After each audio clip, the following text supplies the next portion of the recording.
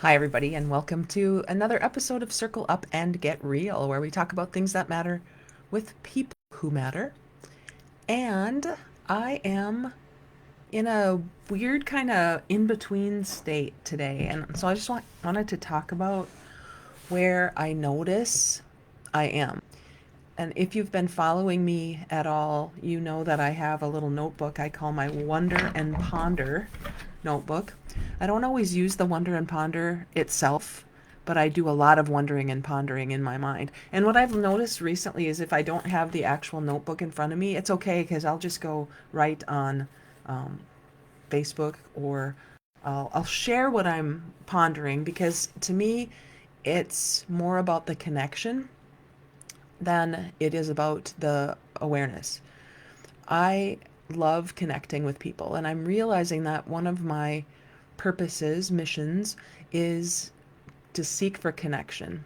And to me, the connection is a way to talk through some of my ideas with someone who can actually redirect me or add to what I'm thinking on my own. I know that one of my strengths in the Strength Finder is learner. In fact, I think that's my number one strength. And I sometimes wonder if I'm a learner for learning's sake, or if I'm a learner for action's sake. So these are some of the things that I kind of ponder and wonder about. And so what I do normally is on Wednesdays, I'll put something out here in Facebook, because it's just, for me, it's been easier to at least pretend that I'm talking to someone else. So it's not just me by myself. There's always the possibility that someone will be listening as I'm going through these ideas. And to me, that makes it more of a dialogue and less of a monologue. So that's why when I record my podcast episodes when I don't have a guest, this is how I do it. And maybe it's faking it, maybe it's faking that I'm having a real conversation. But for me, it allows me to get out of my own way, and it allows whatever thoughts are coming through me to come through my mouth. And then sometimes I can watch it later and even learn from my unedited ponderings. So today I did write a list of kind of bullet points. I have things that I wanted to get out, because sometimes just having that opportunity to talk it through is helpful for me. I know also that I'm a verbal processor, so I need to talk things through. What's interesting is, even if I don't have people in real life to talk things through, this platform allows me to do that. So thank you for those of you. I know, see that there's a viewer. Thank you, whoever is out there, because it allows me to work through things that I want to hear myself say. And then I listen to them later sometimes. So I'm calling this today, this pondering, the in between, because I don't feel like I quite know exactly what the other side of this space looks or feels like. I don't know exactly the destination, but I'm feeling the need to cottywomple. And again, cottywomple is such a great word. Thank you, Erin, for the reminder of that word. I'm looking over here on my bulletin board, or my whiteboard, to tell you it means to travel purposefully toward a vague destination. So to travel purposefully toward a vague destination. I feel very purposeful in the journey. I just don't know exactly where it will take me. So right now in this space, I find myself between where I've been and where I will end up, is where I feel a little wonky. And I'm looking at myself here. My hair is in between. I don't know exactly what I'm doing with my hair. I thought I kind of wanted to grow it out. So I'm in this weird in between stage between a fresh cut and whatever it looks like on the other side. Maybe that's a good metaphor for where I feel I am too. I've been studying things, reading. I think I've told you in different platforms that I'm revisiting some things I've read in the past, because what I'm recognizing for myself right now is 10 years ago, I was learning things that I had no place to put. I had no community to challenge me and support me and communicate with me about some of these ideas. Maybe it was longer than 10 years, 20 years ago, maybe. And in that space, I kind of let some of those things go, because to me, it's about the dialogue. It's about conversation, it's about the connection. And if there was nobody back then to actually ponder those things with, I just kind of let them go. And now they're coming back because they're still, or maybe again, relevant to what I'm experiencing right now. So those have been really fun to work through, to read through, to revisit, I guess, and to journal about. And that, I find a lot of joy in that journey of learning. So that's part of this space, I feel, this in between, this want to, I'm not sure I know where I want to go yet, but I'm pretty sure I don't want to be where I was. And so in the in between, it can be a little bit messy. So I'm looking at my notes here. Back when I was the team leader at Keller Williams in 2011 to 2014, on Friday, the last Friday of the month, we used to have inspirational movie Fridays. And so in our office, we would open it up to whoever wanted to come and watch a movie, which we were pretty purposeful in choosing. And then we would have a conversation about that movie. And we watched so many amazing movies. Peaceful Warrior is always going to be the top of my list. So we watched that one and we talked about it. We watched one called Happiness. One called I Am. We watched Conversations with God, the movie. We watched a lot of different movies over the course, probably of a year, 12 different ones. It might have been that we ended up watching. And I'm reminded of one that we watched then that I would love the opportunity to have a dialogue about again. And that movie is called Finding Joe. And it's based on Joseph Campbell's work in I think it's trying to remember exactly, the hero's journey saga anyway. And that movie, when I watched it again, because I went back, I have it on DVD. I did not watch it on DVD. I watched it in digital form just last week. And I'm reminded of how inspired I felt when I watched that movie and had an opportunity to dialogue with others about it. And I would love that opportunity again.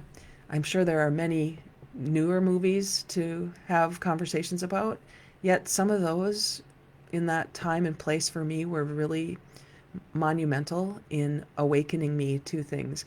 This one was about purpose, like what am I here for? That's sort of where I find myself. I was going to say struggling. I keep biting my lip, ow, or my cheek. Um, I'm not struggling necessarily. I'm restless and discontented right now. And that's not a bad thing.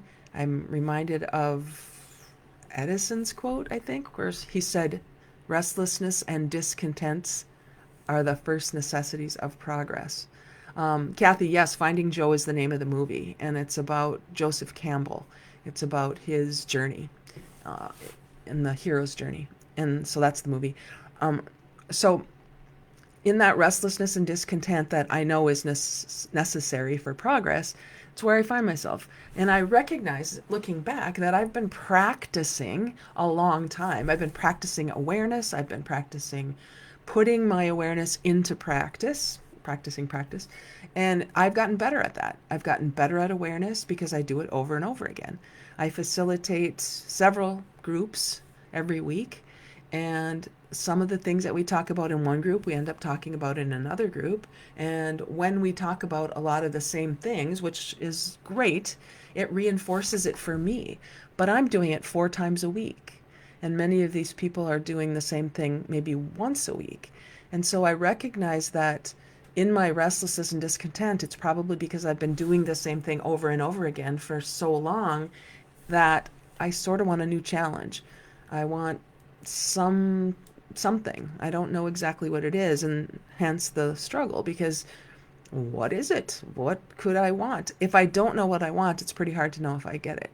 So I recognize that this uncomfortable place is part of the process. So it's not like I'm not, it's not that I'm upset with it or anything like that. I'm just aware of it. And so I want to articulate it because I think in that space of not knowing, it could be a little daunting to people if they don't want to explore it. Shadow side of anything is crucial for understanding better. I look at where I observe us to be in the United States right now, politically, and it's instead of being, I heard it referred to as a derogatory term on something I listened to this morning, without being judgmental about the state of America right now, it's fascinating. It could be a little frightening. It could be a little exciting, I suppose, for people who are excited for things to be exposed the way they haven't been exposed before. Uh, and I'm doing my best to stay in an observational mode of that. I know and trust that there is a much bigger picture than I can possibly understand that is necessary in chaos for new life to be born. I recognize that from a spiritual dimension, which doesn't always make it easy on the physical plane to know where we're going. So that's the kind of a little bit of context around this space I find myself. I recognize, as I said, that for me, learning is really important. And I wonder sometimes, is it learning just to learn? Or is it learning to actually do something with that? Am I in action or am I looking for a distraction? I think sometimes in my past I used to stay busy so I wouldn't have to think, wouldn't have to think about the things that were perhaps leading me in a direction other than the direction I felt compelled to go. And when I stop and ponder and wonder and allow and get out of the judgment of things, sometimes that pause can provide clarity, almost like a snow globe. You know, if you shake up a snow globe, you have to let it settle before it becomes clear. And I don't know, in my past, I think I used to shake it up just to shake it up because I just needed some kind of new activity or some kind of new action. I recognize that I'm very creative, and if I don't have a creative outlet, then I think it gets bottled up and I just need to shake it back up again. At least that's how I've been looking back on my life. And now I want to feel more purposeful. I don't want to feel like I'm just shaking things up to shake them up. I want to feel that I'm perhaps shaking things up for a purpose, for something that is calling to me, is pulling me in a different direction. And I recognize, whether or not I want to accept it, I recognize that I'm a leader. And I recognize that the leadership I'm being called to is simply to go first in this cottywomple I find myself. I'm moving purposefully in a as yet undetermined destination. It's vague, it's out there somewhere in the future, and I don't want to avoid it. And I'm really aware of when I use language that says don't, not. I'm aware that I want to speak more into what I do want instead of away from what I don't. So in these spaces that you provide me, you listeners provide me so graciously, I'm working through it. It sounds disjointed if I judge it when it comes out of my mouth. Yet, where do we have spaces to work things out like this? In our lives, we're supposed to have it all figured out. By the time you get to be this age, you should have it all figured out, right? We should all over ourselves. I've been saying that a lot lately. I do it. I have done it, let's say. I have done it a lot more than I am doing it lately. And what I'm noticing a lot are the synchronicities that are showing up. Synchronicities are random seeming episodes or information or even words that kind of show up in different dialogues for me that show me I'm on the right path. I'm going towards something. And I used to be so shocked by these synchronicities. I'd be like, oh my God, that's so weird that you just said that because I was just thinking that. I don't find that weird anymore. I find that very validating. I notice that people say things and people are being a certain way that I'm able to observe that really shows me that the messages that are out in the universe can be instructional for me. I'll give you an example. My latest book is called Just Give a Shit. And in that book, not only in that book, in many of my trainings leading up to that book, I have a process called what, so what, now what. So I'll give the what, You as the listener or the reader are responsible for the so what. So what does this have to do with me? So what? That's up to you. And then the now what, we kind of cottywomple together and we say, and now what are we going to do with this information or this experience? So what, now what? I've been doing that for years in my courses. And this morning it was so fun because in my mastermind group that meets on Wednesday mornings, we've met every Wednesday morning since 2019. One of the members was talking about how she was watching a basketball game, University of Arizona basketball game, and they had the microphone on the coach in the timeout, and the coach was saying that he was giving his players this mantra of so what and now what. And she said it was so great to hear him because he was saying, so we're down by 19. So what? So what? This is what's happened. So what? Now what are we going to do with that? It's kind of like this awareness that is, all right, here we are. Now what are we going to do with it? And I was so interested in that because I've written about that in my book, and to have this friend of mine who's read my book hear it as if it were new to her in the conversation about the basketball coach was so cool because it was sort of a wake up call to her reticular activation system that so what and now what would kind of be she'd be aware of them already. So when she heard that from the Arizona coach, she went, "Oh, that's brilliant that he's saying that." And it's the same thing that, not it's not about me, but I've been saying too. We've been planting the same kinds of seeds in the universe. And I learned about that from a person years and years and years ago when I was first starting my own leadership journey. She was somebody who had shared that with me, the what, so what, now what model. And so it's just so cool when you look at these synchronicities and these things that seem to be random. They're not random at all. There are wake up calls all over the place. We just have to be aware of them. We have to wake up our reticular activation system so that it can let us know when we are on to something. And I'm thinking, when I just said that, I was thinking about a long time ago, a mastermind group that I was part of. There was a man in that group, and he said he would come every Saturday and meet with us, and we'd talk about things and read about things, and then he'd go back to his workplace. And they noticed over time that he was different, and something about him was shifting. And he told me that one of his coworkers said to him one time, "Are you on something? Or are you on to something?" And I love that. He said they were noticing something in him. Something was shifting in him because of the work he had been doing.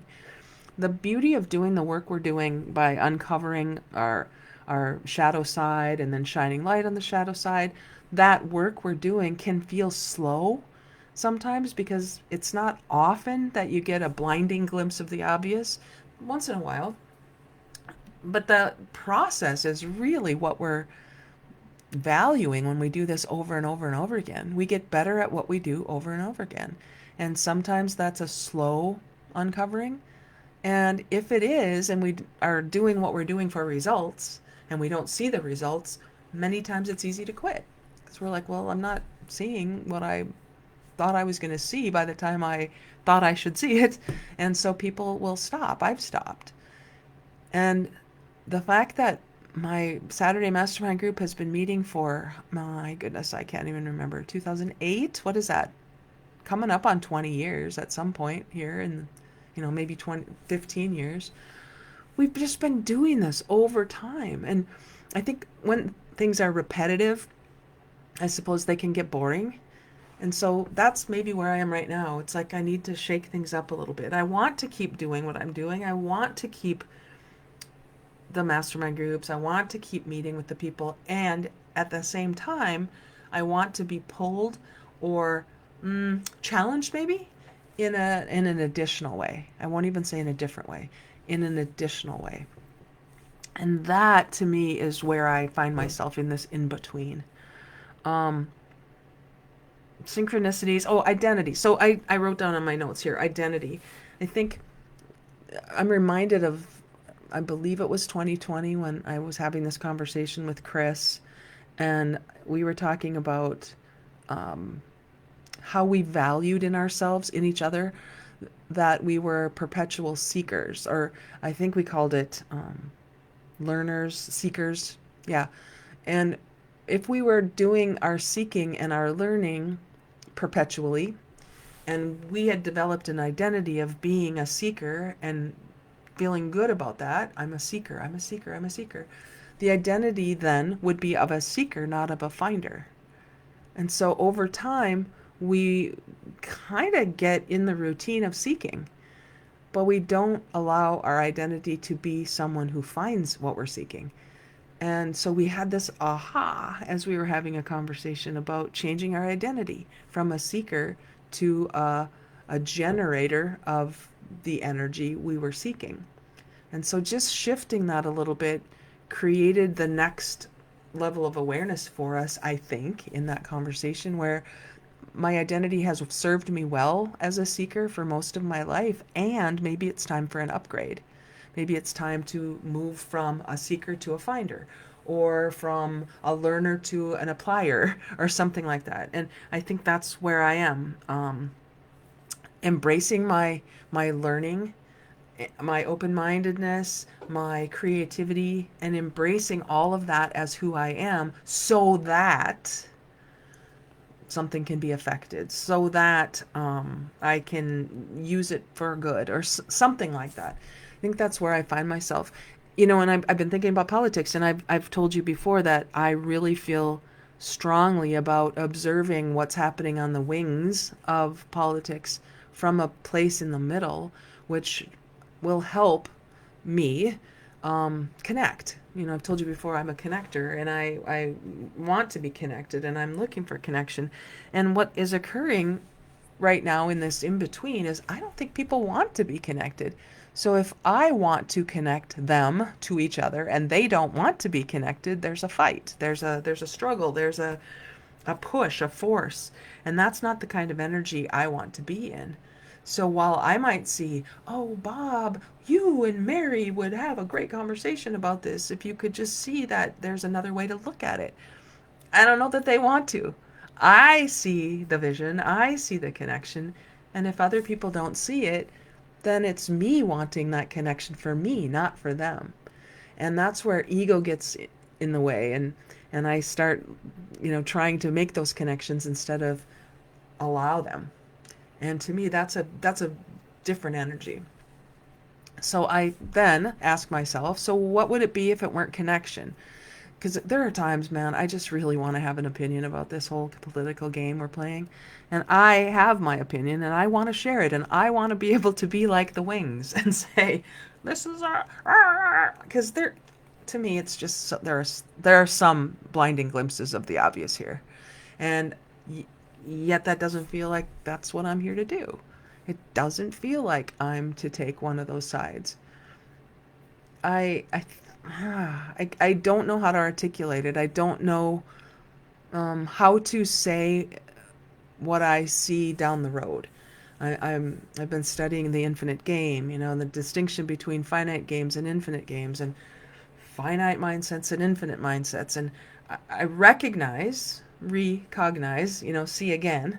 It's almost like I see what I'm here to do. I see what I chose to come into this lifetime to become, in a way that, oh yeah, that's a reminder. That's what it is. That's why Finding Joe right now is such a compelling movie for me. And it feels like, oh yeah, that's it.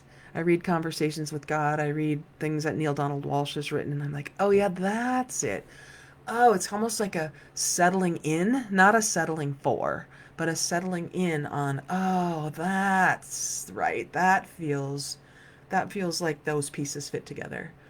And then as I try to articulate that, if I call myself a thought leader and I'm leading thought, then there's a dialogue around that thought that I want to be good at leading. And sometimes the words escape me. And so I'm not quite sure how to say, here's what I see, here's the vision I see down the road. Here's why we might be feeling chaotic right now. Here's why there could be different points of view that are so strong right now. What could happen if we saw that there could be different perspectives that could actually create more of a whole. And what happens when I do that, when I say it clunkily, is that even a word? Use clunky language to try to explain what I'm perceiving, it starts looking like I'm supporting one side over the other because I'm not fighting. And I've told you this before, but that's what got me canceled with that one person who said, I can't believe you're not fighting against how bad this is. And I feel like you're not being a voice for me. And so I'm going to cancel you because you're just like them. And I'm thinking, man, I'm not like anybody I know. Well, that's not entirely true. I'd like to meet more people who are like me. I'd like to have more conversations like this. I think it would be fantastic to take some of these conversations and thoughts into our workplaces, into our communities, into our families, and see what could happen when things bubble up instead of feel like they're forced from the top down. I think there's a possibility there. I remember back many, many years ago, I had an event. I don't even remember which event it was. I think it might have been the bigger Small Talk Summit. And we had Bubble Up Pop, which isn't around anymore, but it was like a 7 Up. Bubble Up. We had bottles of Bubble Up, and we said, we want things to bubble up here. We want to bubble up these conversations. We want them to effervesce around the conversations that could be had so that we all become better for the conversations we're having. Not because this is my idea and you need to hear it like this, and I will give the label and the language to it, and all of you need to agree. And that's not it. That's not it. That's why it's so difficult, because it's not using this theory or that theory, or, I mean, that could be a catalyst to having a conversation. Joseph Campbell's work would be a catalyst to having the conversation about our own personal hero's journey. Why does it feel like this might be my hero's journey? Not because I've done the reading or I'm going to show you how smart I am. That feels very ego driven to me, and I'm I'm aware. I'm aware of the distinction, and it's not lost on me that when I talk about ego, then I bring light to ego. And so it's such a fine line, but it's so much fun to walk it. And I think about what it would be like if I could be in a room with people like Michael Singer, who has written all these books about the untethered soul, and learn from him about how he got to the place he is, how he became the CEO, I think, of WebMD, and how he found himself on that path. I mean, he writes about it in his book, The Surrender Experiment, which is fantastic for me. And yet, I'd love to sit with him. I'd love to learn from him. I would love to learn from Brene Brown in person. I'd love to have another conversation with Mel Robbins, because I have had one with her. I mean, it would just be fun to be in their orbit, be in their space, hang out with them. People who would challenge me to think broadly and use my creativity in ways that can benefit organizations. I'm so grateful for the client who has put its trust in me to bring some of these ideas forward. That's been the most fun project ever in my career. And it's now on our second year working together. And I just love who we're becoming as an organization. And I would love the opportunity to do more of that, to start as a keynote speaker, which I do already, and then see where it goes, instead of just saying, this was a speech somebody gave to us on this one day, and then we went back to doing our lives the way we had been doing them. I get that that's how inspiration happens. Something bubbles up from a talk or a book or something. Yet I find so much personal satisfaction in the connections. And so if there were a way to stay connected with an organization or with people or with a situation, of the people who want to bubble up, not the people who feel forced to be in that space. I think, Kathy, you wrote count me in. You're already in, Kathy. So we're already doing that. We're already in a space that is allowing this to happen. We're using structures and frameworks and prompts in our Enlightened Leadership Lab on Mondays. Yet it's very emergent in the way the conversations happen. And I don't know where else that happens, but I'm sure it does somewhere. that's very rewarding, to be in the space of other people who also see value in having these conversations that are not prescribed or proscribed, that are allowed. And then what's fascinating to me is to have people come back the next week and say, well, this is what happened, or this is what I've seen, or this is how I've been recognizing myself in the process. And maybe having movies to do that, or other catalysts to have those kinds of conversations that will make a difference, a positive difference in the situations people find themselves. That's why I'm so grateful for Zoom and for other ways to connect with people globally, rather than only being in the physical location you happen to be plopped. Um, that's exciting to me. So I've now done kind of a verbal vomit about these things I've been thinking about. This is a very disjointed episode of Circle Up and Get Real, but that's kind of the point. If we aren't allowing ourselves to have these kinds of coddywamples where we acknowledge how it's feeling when it's feeling a little chaotic and unsure, then what are we doing? Are we bottling it all up and trying to put a pretty bow on it and present ourselves as if we've all got it figured out?